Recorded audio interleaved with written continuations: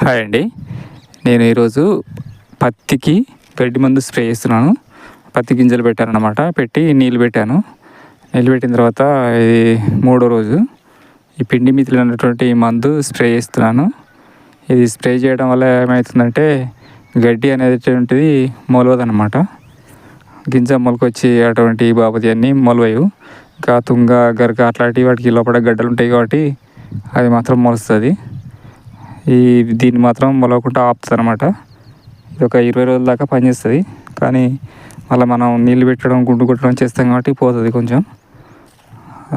ఇప్పుడు వరకు అయితే మొలక త్వరగా ఎదిగేందుకోసమని ఫస్ట్ గడ్డి లేకుండా చేసుకోవడం మంచిదన్నమాట.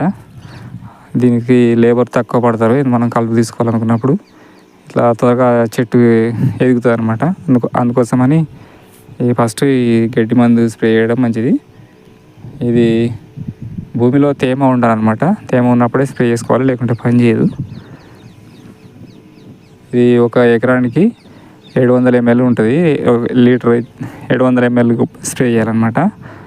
ఇది నాది 5 ఎకరాలు కాబట్టి 3 లీటర్న్నర క్యాన్ తీసుకొచ్చాను.